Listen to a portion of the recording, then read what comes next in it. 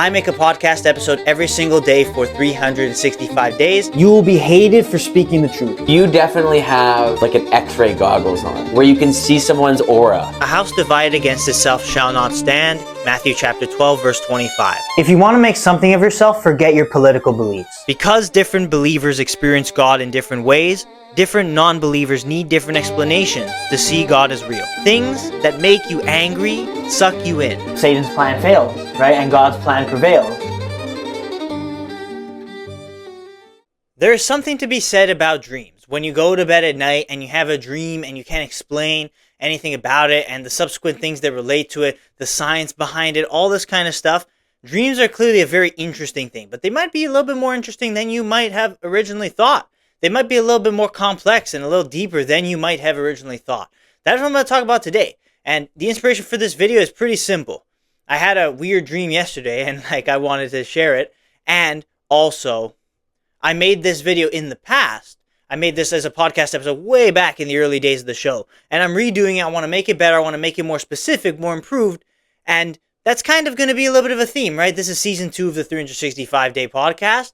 I'm trying to make better content. So I'm going to perhaps do this more often, where I look at old videos I made in the past and revamp them, make them better, talk about it in a more profound and a more specific way. So welcome back to the show. My name's Matthew. I'm the host of this show. I make a podcast episode every single day for a whole year. That's why it's called 365 Podcast. So show your support, like the video, subscribe if you haven't yet, follow on Spotify, follow my TikTok. Those will be linked in the description. And when you're done watching this video, there's so many other videos. This is episode 159. Of the 365 days. So many great concepts. I try to make good content every single day. That's what I try and do. A couple days ago, I made a video talking about the specific order of a Catholic Mass and why we say what we say in church. And I thought it was one of the best videos I ever made, personally. It hasn't really gotten a lot of views yet, so I'd appreciate it if you went and checked that one out when you are done with this one. So thank you. Without further ado, let's get right into dream theory, into dreams, like in the world of dreams. Let's start, man. I appreciate you for being here today. So dreams, man. We can't explain them. Truly, we can't explain them. Scientifically, you can explain the processes, like the way the brain waves work to produce the REM sleep, where then your brain is casting out the image, and how you're able to, you see things, but you don't really see things. You hear things, but you don't really hear things. You're sleeping, right? It's this weird pseudo state. That is what a dream is. It really is just like this weird pseudo middle state type of thing where you're not conscious, you're not unconscious, but you're semi-conscious, really. Maybe not even. Maybe it's something completely different to that. I don't even know. But scientifically, you can explain how dreams are had, like how physically the brain casts out the dreams, but we can't explain what actually occurs in those dreams, how our brains formulate what occurs in those dreams. And that's the mystery. That is the thing I'm going to try and isolate today. That is the mystery. How dreams happen and can we predict the future? Maybe. I don't know. Because you can't explain it. It's sometimes it's simple, right? Sometimes some dreams are like your brain's trying to mimic like a place in your life or like people in your life, for example, and your brain will combine them, right? So sometimes it's a little bit distorted and it's a little bit but sometimes yes, it is based off of your world experiences. It could be based off of what specific things you were thinking about or doing during that specific day that you had the dream. I've had dreams personally where like something that I did that day kind of was included in some way in the dream. But also there are so many new things, so many things that, and of course I'm going to touch upon in this episode. I have a list of notes here as to my own personal experiences with dreams and the dreams that I have had in the past.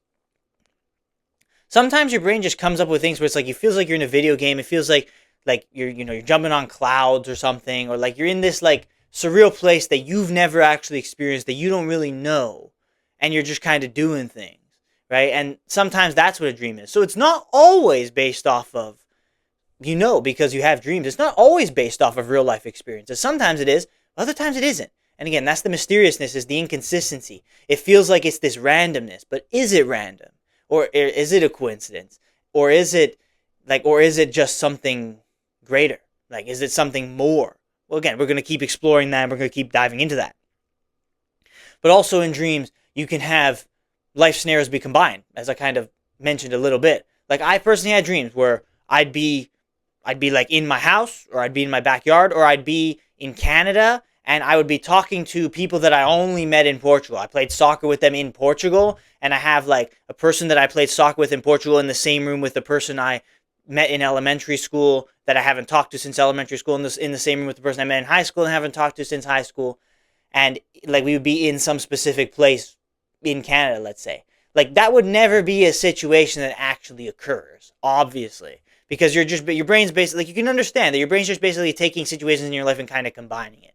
I've had dreams where I'd be at like a bus stop, and I would have like the Toronto TTC buses, but then I'd also see from the Porto Transit in Portugal, those buses. So like I'd combine like buses at a bus stop because that's my experience. So because I've lived in both places. So that makes sense, right? And I would also have dreams about like my time in Spain as well, about the people I met in Spain at times as well. Not as frequently, but because I haven't spent anywhere near as much time in Spain in comparison to Portugal, in comparison even more so to being in Canada. But they've definitely shown up. But then also there are people that you don't know. Like I know for a fact that there are dreams where it's like you're with people, but you don't know who they are, you don't recognize them, you can't really describe them, they're just people, they're just like filler characters, really. You have dreams where that's also the case. You have dreams where you know what's happening and you can recognize the people, and you have dreams where you just don't know, where things feel weird, and they feel weird and they feel fake, and obviously dreams produce surreal emotions. For example, like when you have like a nightmare, for example, you know, like I would have like things as a kid where like I would be in like a natural disaster, right? Or I'd fall off a building, or like I'd like be sucked into a tsunami, right? And then you wake up, right? But then you wake up in the state of fear because this is like a surreal thing, and it's like, it's very interesting that would be like what I would dream about. And dreams produce emotions. Like that is also a thing that happens. They can produce emotion. They can produce a feeling of fear if it's a nightmare. They can produce a feeling of melancholy and like kind of, I don't know, something surreal. If it was something truly surreal that you wish actually happened in your life, that was actually amazing. I've had dreams like that, like the ecstasy type of thing. I've had dreams like that as well. And it can be sexual. I'm not going to get too deep into that, but I've had dreams like that as well. They produce feeling, right? So dreams produce feeling. They kind of take off of your life experiences, but they also don't, right? At the same time.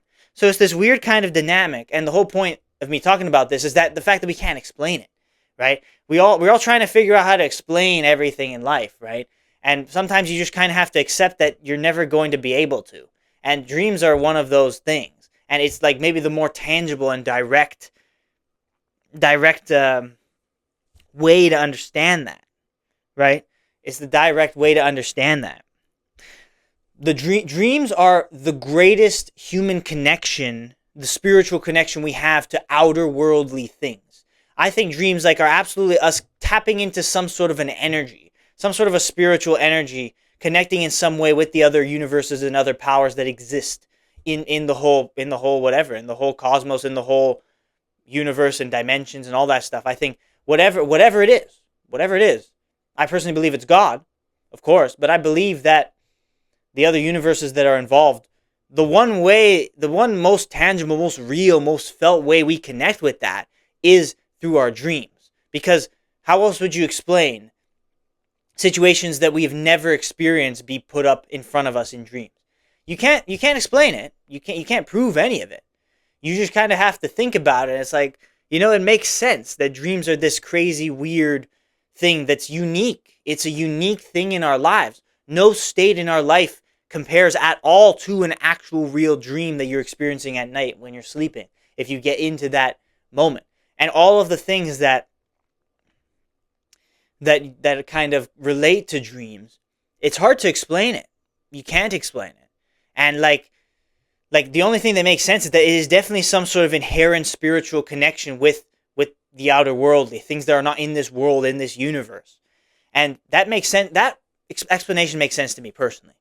Again, you could say it, you could look at it any other way that you see it, but you can't explain why you see what you see in a dream other than the fact that it is something inexplicable, which is, of course, that is the whole point of God and of the outerworldly, is something inexplicable that you cannot explain, that you cannot prove. You just have to believe and have faith in it because of your experiences, because of your feelings, right? But you can't prove anything. You can't logicize your way to God, right?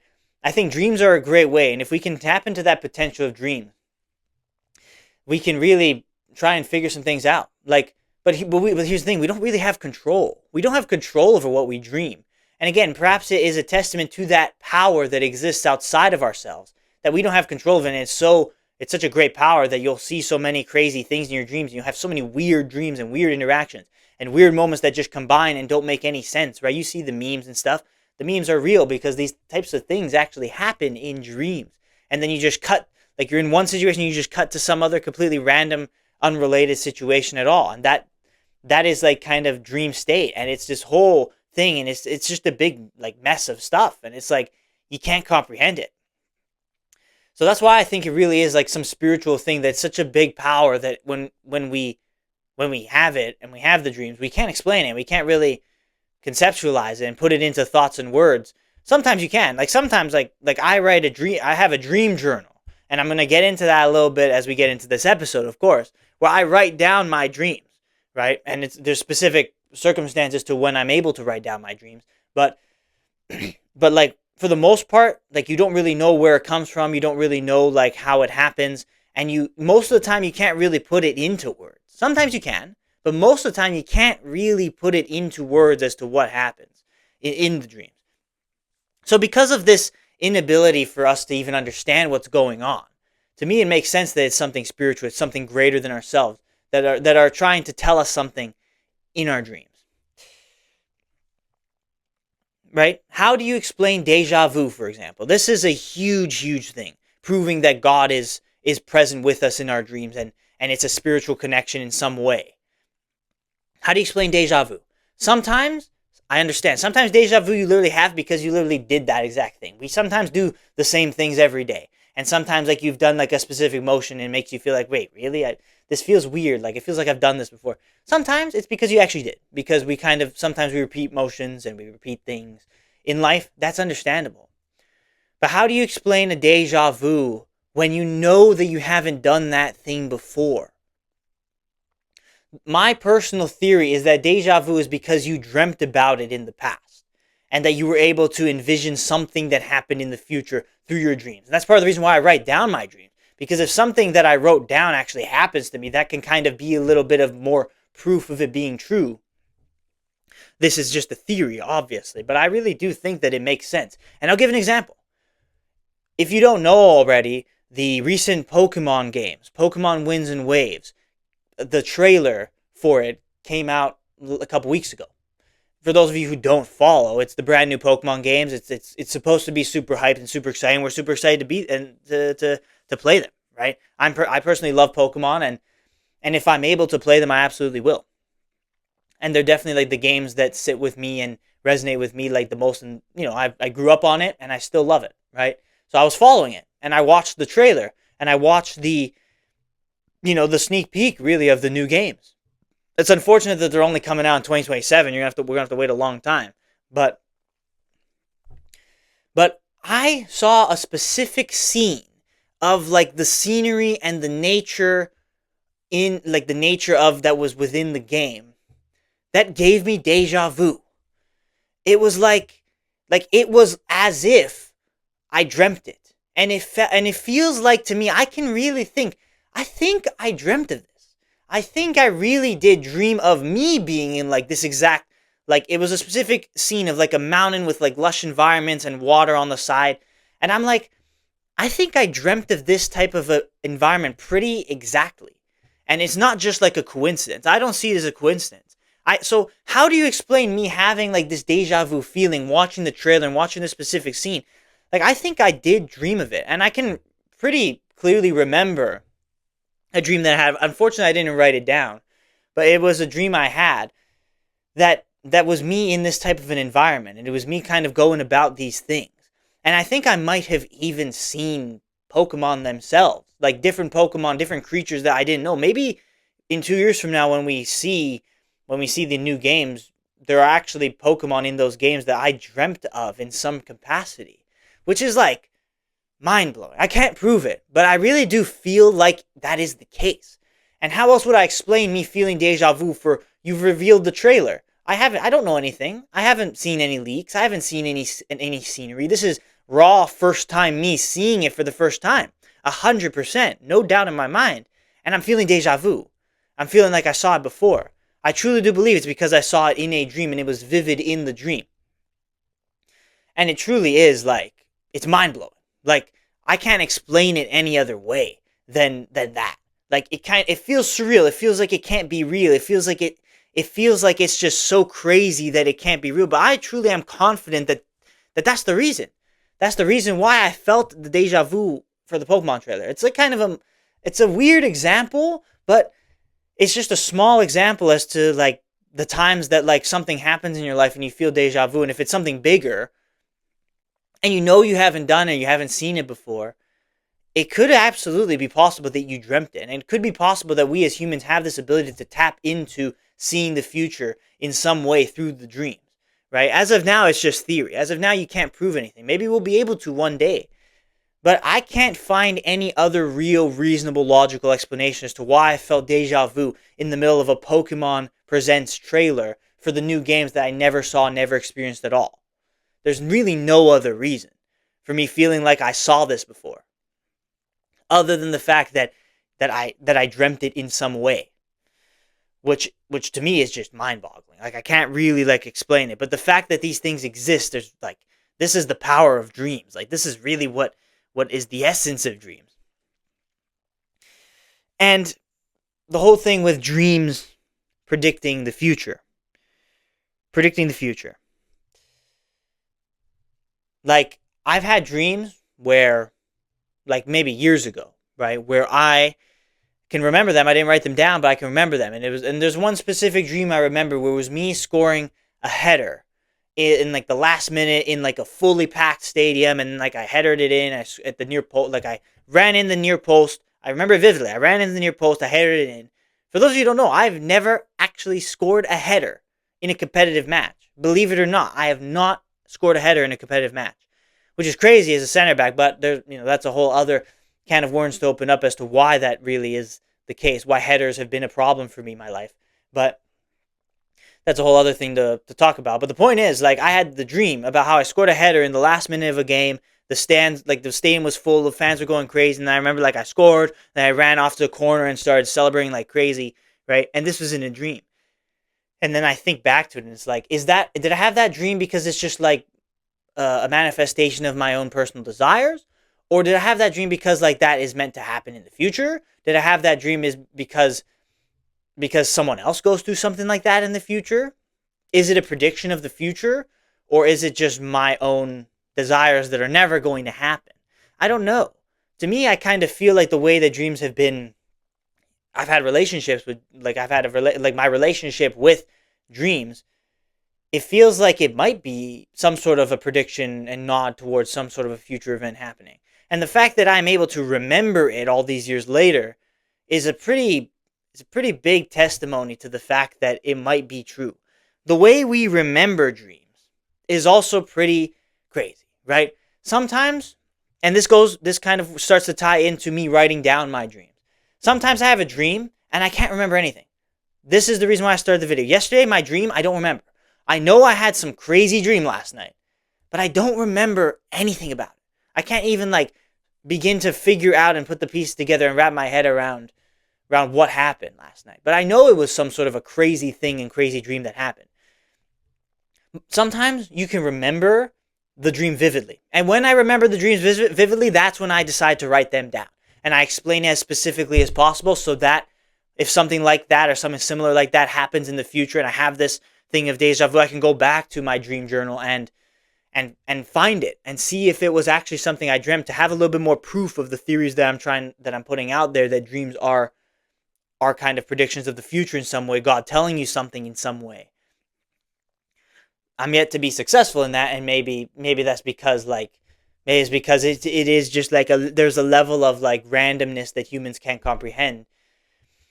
But sometimes you remember it vividly, sometimes you don't at all. And sometimes it's some sort of a level in between where you remember little bits and pieces, and you try and fill in the gaps to put some pieces together, but you don't really fully remember it. And like that is also something you can't really determine, right? But when I remember it vividly, that's when I decide to write it down as specifically as I possibly can, so that if something like that happens, and I mean, maybe in the future I might read some of the dream journals I had, because some of them are ultra specific as to what happened. Some of them are based off of real events, combining people from different points in my life into one circumstance and one area. And others feel like it's just some video game, something that is not real, that doesn't actually exist, right? Sometimes it's based off of real video games. Other times it just feels like it's something completely different and unique, right? That's like, so maybe in the future I might share it, but as of now I'm gonna probably keep it kind of under wraps, just because sometimes it gets way too specific, way too personal. Maybe in the future, but sometimes you remember it, sometimes you don't. And my own experience of like deja vu, dreams predicting the future type of thing, is I have dreams. Like I remember the very first dream I had. I must have been like 3 or 4 years old. I still remember it. It was a dream about tractors. It was probably in relation to like the Cars movie, where the tractors, and they would like dodge the tractors and all that. Like it was probably in relation to that. But I was like 3, 4 years old, and like the tractors were trying to kill me, and then eventually they got me, and then that's when I woke up. Right? Being a kid, I woke up in fear, right? Because like I got killed in the dream, but then I wake up, right? So like the fact that I can still remember that picture of the tractors in my first ever dream, but there are certain dreams that I don't remember at all. It's just super interesting how this whole thing works, and you just cannot wrap your head around it. Like for example, I'm gonna give a quick example. Charlie Kirk's inclination. Charlie Kirk, and again, this is probably allegedly, like this is, I think, Candace Owens talking about this, so again, like whether or not you believe her, that's your own choice. But I'm going to make this as an example. Charlie Kirk had dreams and visions, perhaps, that someone was going to betray him. And he knew, he had like this internal feeling, and he knew that he was going to die young for some reason. And he couldn't explain it why. And there were text messages showing that. And he had like a vivid dream, like a few nights before he got shot. And Candace Owens had dreams relating to it a couple weeks after it happened. So whether or not you want to believe that these things actually happened, it's a pretty concrete way of seeing it in real time. If he really did have a dream that revealed to him that he was going to die young, and then it actually happened, and we sit here today and it had actually happened, that tells you something about dreams. And it tells you something about dreams being able to predict the future, God speaking to us through dreams. And he was a very faithful man, so he really had that connection in that way, and he probably would have attributed to God telling him something, telling him a vision, right? So again, dreams predicting the future, your ability to remember them or not, maybe is linked to it. Maybe that's the point. Maybe the whole point is you don't remember the dreams that are predictors of the future. And those dreams that I wrote down, all of them are just kind of nothing, and they're just kind of the mixture in between. Like, because it can't all be, right? Sometimes, sometimes it's a prediction in the future. Sometimes it's just some crazy mess that you can't explain. And sometimes it's like a wet dream, and sometimes it's like you're dying in a tsunami, right? Sometimes you're just like sometimes it is a predictor, sometimes it's just a bunch of crap, right? So the fact that it feels random like that, and it feels like all kind of coincidental in that way, it makes it even harder to explain and wrap your head around like how this happens and how this works. And that's what makes it so fascinating to me. And that's what makes dreams just so fascinating, that it feels so random and so different. But then you see these situations, these testimonies where it looks like dreams are predicting the future, and you see like deja vu, and you know that this concept exists. How else do you kind of put a bow on it and be able to explain it all? I think it makes sense, man. I think it really does make sense. But again, I'm just theory crafting, just maybe making some things interesting for you. Like, it's not, and again, we can't make it happen. Maybe there's a world where it's like the things that you did during the day impact the dreams that you'll have in the night. Like, perhaps that is a thing. But we cannot physically control it ourselves. We cannot, like, before we go to bed, you think of like a specific thing you want to dream of, and you're not going to dream it. Like, that's not how it works. We can't control it, at least to my knowledge. You can't control stuff that happens, right? So, and you also can't control certain dreams. Like, for example, I don't think I've ever dreamt about certain areas. Like, for example, this exact room that I'm podcasting in. This room used to be like a mess. This room used to be like the messiest room in my entire house. And then I decided to clean it, and then I ended up turning it into a little office, and then it subsequently became the podcast studio. But I've never had a dream about this room, ever, really. And I spent quite a little bit of time in this room. I've never had a dream about this room, really. Like, maybe I've had some dreams about it when it was in its messy state, and very, very briefly in its messy state. But the new state, and it's been pretty much 200 days, maybe almost a year since it's been in this state. And I haven't had a dream about it. Like, I haven't had a dream about it yet. Like, there have been specific places in my house, in my life, that I go to often and I experience often enough that I've never had a dream about. I don't have dreams about my time in Spain all that often. Obviously, it's because I haven't spent as much time there.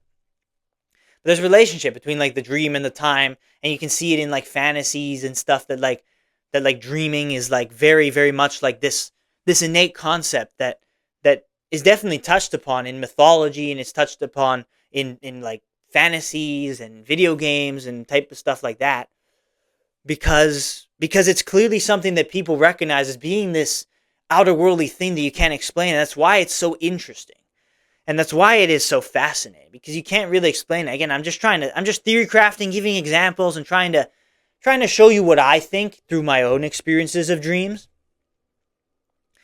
And again, it's like you have dreams that are so vivid. You have dreams that produce such strong emotions, and you're protected in your dreams, right? Like, you never actually die in a dream.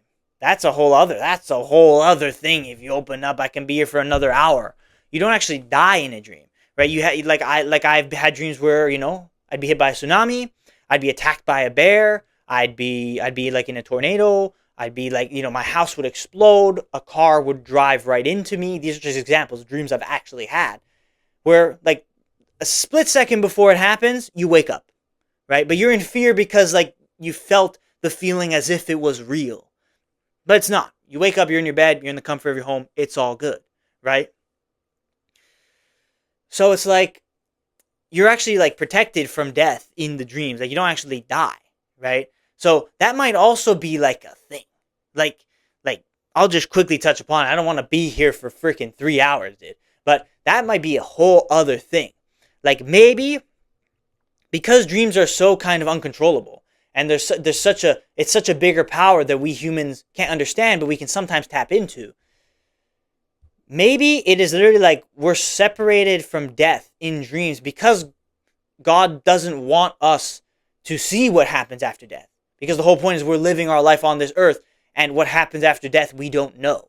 And maybe, like, if dreams were let fully loose, we would truly see what happens after death through dreams and through those moments where you die in a dream. Maybe you're protected from actual death because God doesn't want to show you what happens after death, because he wants you to only experience it when your actual real death happens. So the dream's mimicking that scenario. That might be why you're protected from death in your dreams and right before you die every time you wake up. Now, people, maybe for like one individual person, there was, like, a near-death experience, right? Or maybe, like, they saw, like, a vision in a dream that they believe, like, shows them what heaven looks like, or shows them that type of thing. I don't know. But I think maybe just this power that dreams are, like, so uncontrollable in this way that maybe God had to put, like, a cap on it somewhere. Where it's like, all right, you die in the dream, you got to wake up because of the fact that like, there are things that you cannot see, there are mysteries that you cannot know, and there's levels to this, right? I think that's a possibility. And again, just theory crafting, just trying to, I don't know, just trying to make you think a little bit about these things. But I think that's a real possibility. That's like, there's a real spiritual reason why you're prevented from dying in dreams. And there's probably a different spiritual reason why there are emotions in dreams, right? Again, you feel fear, you feel lust, you feel, I don't know, sometimes you feel sadness, sometimes, yeah. Like, sometimes if it's some, like, crazy family death or something that's in a dream, you feel sadness. Sometimes you feel like the dream is real. Sometimes in the dream you feel like it's real, and you wake up and you're like, oh, that was just a dream, my goodness. Other times it feels so overtly fake that you're in a dream. Sometimes you're in the dream and you talk about the fact that you're dreaming. Like, I could go on and on and on and on, and I've had dreams exactly like that. And as I'm kind of thinking about it, like, I can go on and on and on about all the examples of just the craziness of how deeply profound dreams can get, and how how deep in the weeds you can get with it, that it's just so interesting. It's so amazing. And just the more I think about it, the more I really believe that we as humans have the power to harness something completely greater than ourselves and tap into that energy. We have that power. And I truly do believe that. You see like studies of how we only use like 20% of our brain or something like that. Like maybe dreams are us tapping into that more 10%, 20%, a higher level of knowledge. Because it's a state that is not consciousness, that's not non-consciousness, that's not subconsciousness. It's somewhere in between, right? And it's like the fact that it connects to your actual human feeling, it just feels so, like you can't really put it into words just how complex and intricate it really is. Like I can go on and on and on, and like the more examples I give of just how insane dreams are, it's like it really does make you think that it has to be something different. It has to be something that explains something bigger than ourselves. And if one day we can tap into that, maybe we can find some of the answers to life's biggest questions that philosophy tries to figure out, but can't really, because there's always that stumbling block where our own brains can't comprehend the vastness and the greatness of this world and the world beyond. So, like, you can just kind of go on and on and on, right? So, I actually don't have all these things written down here. I literally just kind of came up with this, and it's like, yeah, no, dreams are a part of that. Like, I was just going to give a couple of examples of my own dreams and how it relates, right? And I did. But as I was giving examples, I started to think of different things that happen in dreams. And I've had dreams like that. Like, I've had a dream where it's just a normal ass day.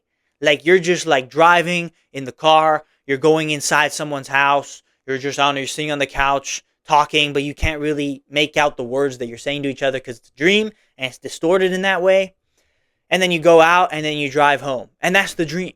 Sometimes that's the dream. It is as simple and boring and mundane as possible. So it feels real, but it's not. You wake up. And then sometimes it's that exact situation, but then like, I don't know, like some fire rains down from the sky or something like that, or something completely crazy that you can't really imagine. And it's like, it felt like it was a real situation, and then something crazy happens. Like maybe you're just sitting in your house, and then like a car rams through your door. That has been a dream that has happened actually to me. Like that was the thing I had as a kid, where like cars would just run me over. Like for some reason, that would be like a dream. And again, right before it hits you wake up, right? And you never actually die. But it's that thing that's that trauma. I don't know. But you'd be in your house, it'd be a completely normal day, and then like a car would just ram through the front door and like just demolish your house, right? Like, and then that's how you know, oh, okay, this isn't real life anymore. And I think maybe even in the dreams, sometimes you recognize that, or like it's just something crazy that you wake up, right? So it's like you can think about it, and it's like it's uncontrollable. It feels like it's this realm where anything can happen at all. Like the possibilities are absolutely endless, and we don't even really know how it works. We just know that it can be like this, it can be like that. Like there can be this, but there can also be this, right? You can have a prophecy from God in one dream, and in another dream where you're like having sex with someone. That is the dream world, and it is a whole world of its own. And it might be tapping into something different. That is pretty much what I'm saying. Now I'm going to get into the biblical references, right, of how dreams are a little bit different in that way, right? In the book of Matthew, the first gospel, I believe in the first couple of chapters, God speaking to someone in a dream about something that's going to happens like 6 times. It is abundant. Like the whole, like Jesus is going to come is in a dream. When Joseph, Jesus' father, he actually, like it's a funny thing, he actually thinks that when Mary is pregnant that she cheated on him. But then God speaks to him in a dream saying, no, this child is of the Holy Spirit and he will be the Son of God and you will call him Jesus. But you are able to stay with Mary. She is a good woman. She didn't cheat on you, right? Basically is what was said to him in a dream. And then in another part, when the King Herod was hearing things of this new Messiah and this new king, he wanted to kill all the firstborns in that area. So again, Joseph had in a dream, Herod's going to do this, so take Jesus and take him out. Take him out and bring him to Egypt where you will be safe. And then that's what happens. that's what he does. So God, and then of course Herod does actually kill all the firstborn children I think it was like under 2 years old in the area of Bethlehem where Jesus was born. So those are just a couple of examples, and there are a couple of other examples, and as well with the situation with Paul, it's an interesting thing, like the difference between a dream and a vision. But like a vision is like you're awake and you're seeing something from God. Like the revelation from John is a vision. He's not sleeping. Like God is showing him these things and he's awake and he's conscious. That's what he's writing it down in real time. But with Paul, the initial vision that he sees that leaves him blind and it completely changes his faith. He goes from the person that persecutes Christians to the person that vehemently preaches the word of Jesus Christ and salvation through Christ. That was more of a vision type of thing, where he was walking in the desert and then he like fell down and then God spoke to him, right? Jesus Christ himself spoke to him and he felt that. But there was another time that it maybe was more dreamlike, not vision-like, more dreamlike. And in the Bible, the distinction between vision and dream is pretty important, right? But the fact that dreams are even talked about tells you that there seems to be this other power. And there seems to be this thing where God does communicate through dreams in some regard.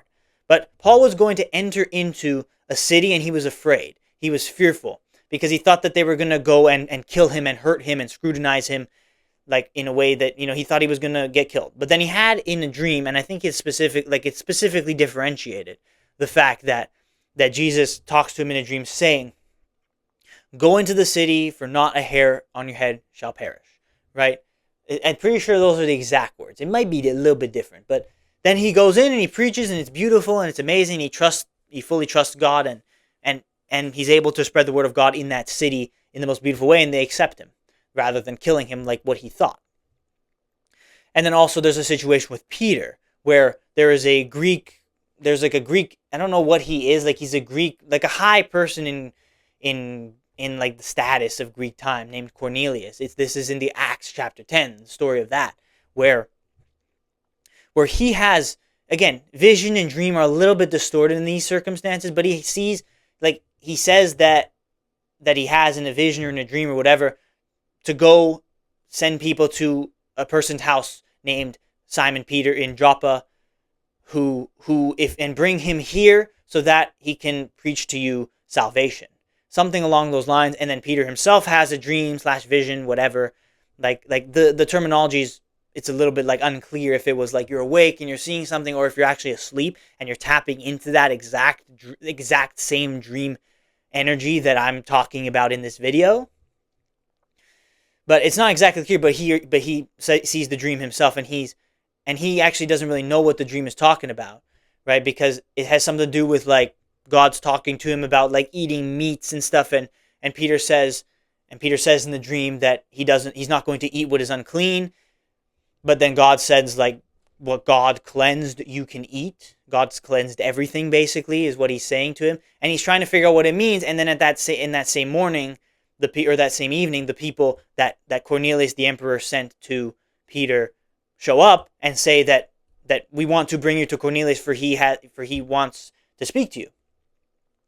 And then there's this whole thing, because like there's this whole thing within the Jewish people back then, and again I can get super deep into it, but it's like the whole thing with the Jewish people is that like there's the Gentiles, the Jews have the salvation, and the Gentiles should not hear the word of God because they are like second-class citizens. A Gentile is just anyone who's not a Jew, which again, that's pretty racist. When I personally look at that and I think about it, that's pretty damn racist and pretty prideful, if you ask me.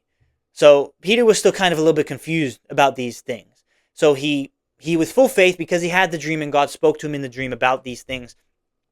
That's the whole metaphor, is that Peter is saying that what he's like, it's unclean, but God's saying God's cleansed everything, right? So as a result, he finally figures out what that dream means. So he goes, and then he goes to Cornelius and he preaches the word of Christ there, and he saves a lot of people in his household and in that city because of the dream. And they probably wouldn't have been saved. They wouldn't have been saved because maybe they wouldn't have known of this place existing or something like that. So God's hand, and it's very clear in these ways. Again, vision and dream are very distinct. Like they're different concepts, but it's unclear if it's in like a moment of sleep or if it's just like you're looking and you see it happen, right?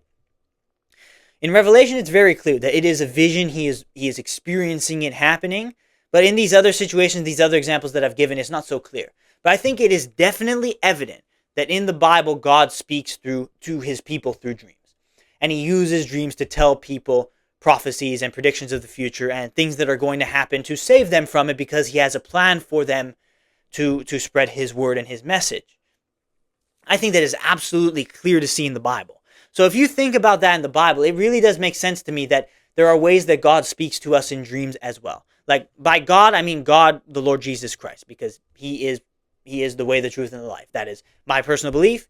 Again, even if you don't believe in God, I think that it's very clear to see there's some sort of a spiritual connection. I put it down to God himself telling us certain things, showing us predictions of the future, and that there's caps to it. There's like an uncontrollability to it, like an unpredictability to it that you can't really wrap your head around.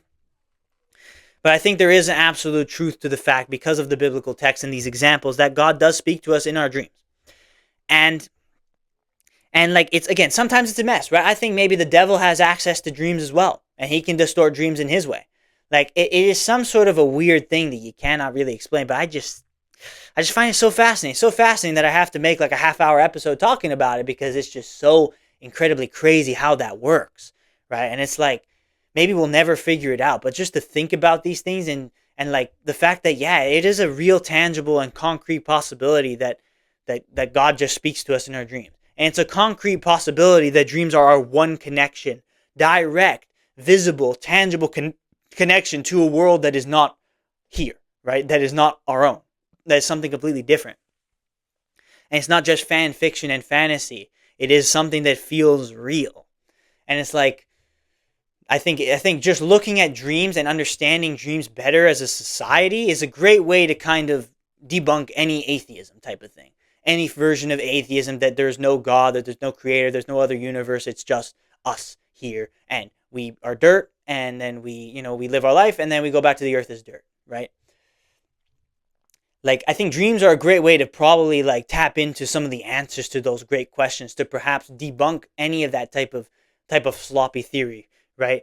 That has taken so many people, right? Because like the modern atheist movement has been a big problem. Maybe that's something I'll talk about in the future, but as well, like they get very angry, like they get very violent. And I personally don't like the violence, man. I personally like that is not love, right? And what God teaches us is love.